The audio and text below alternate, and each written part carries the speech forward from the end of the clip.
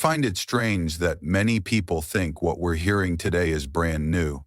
You might be surprised to learn that everything we're seeing now is part of the same plan that has been in place for years, especially since 2020, which was one of the most important years in the history of this whole thing. Hey, Nick. If you're new to the channel, I hope you decide to subscribe by the end of the year. March 2020 was a big month because it showed us that the push for automation was picking up speed. In fact, I think this is very clear from what the IMF told us in 2020. Our next guest is Kristina Georgieva. We need to calculate the chances of surviving this crisis. By putting money into a climate-resilient future, you can avoid a major setback and instead move toward a major reset by accelerating the digital transformation and paying more attention to social safety. That's interesting. This is from the IMF in June 2020. Many people didn't even look at it because of other things going on, but look at this. We know that the other side will have bigger debt problems and higher unemployment rates.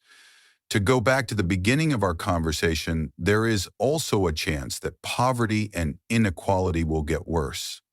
To get over these risks, we need to focus on the opportunities we have. 1.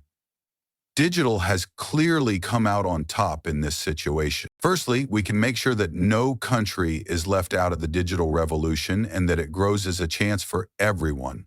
Secondly, we can use our boost to invest in a low-carbon future that can handle climate change. Third, we can meet David's needs for social protection. Even with the crisis and the 3% growth, we live in a rich world. Our economy is worth more than $80 trillion. We need to make sure that everyone benefits from growth so that the other side is a better place. That we can choose whether things will change greatly or start over is something that has been talked about a lot.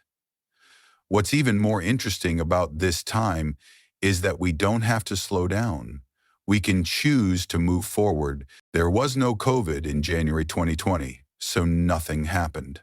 In this video, our CEO Brad Garlinghouse talks about what makes XRP different from stablecoins.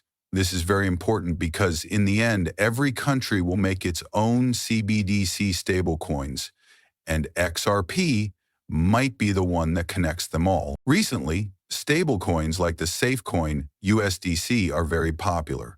These coins are backed by the dollar or some other object so that traders can make deals quickly and easily without having to worry about price changes. So why would you use XRP instead of one of these assets that are pretty much made to be instantly stable? Though I like Coinbase and Circle's idea of lowering risk, you still have to go from the dollar to the base. So at some point, a bridge needs to be fixed. What Ripple is really saying is, let's make XRP the most efficient and liquid on both ends. Selling good links and an API that lets people connect to both ends makes things easier.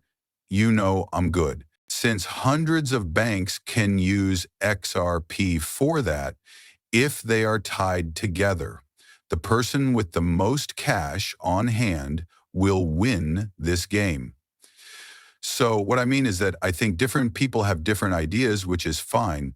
This was very important to hear in 2020, but it's even more important now that stablecoins make up 1% of the M2 global quantity of money. There are more stablecoins revealed every day than ever before. It's hard to believe that this happened in 2023. It's time to move on from cash to digital coins released by central banks, according to the IMF. To put it simply, stablecoins are CBDCs. Actually, this is also from Alina Jorga. She said that the government should keep getting ready to use digital currencies issued by central banks and payment systems that work with them in the future. We haven't reached land yet, so there's a lot of room for new ideas, but it's hard to say what the uses will be. Deal with. As a result of what we just heard from the IMF and what we see here from the Atlantic Council, only 11 countries agreed to follow the CDCs. I think that number is a bit higher now, but 90.8% of central banks are looking into CBDCs. Their investigation is still going on. As reported by the Gold Telegraph, the International Monetary Fund, IMF, says that the world economy is going through a big change. That's right, the world's economic system, which most countries have used for the past 80 years, is being reset, ushering in a new era.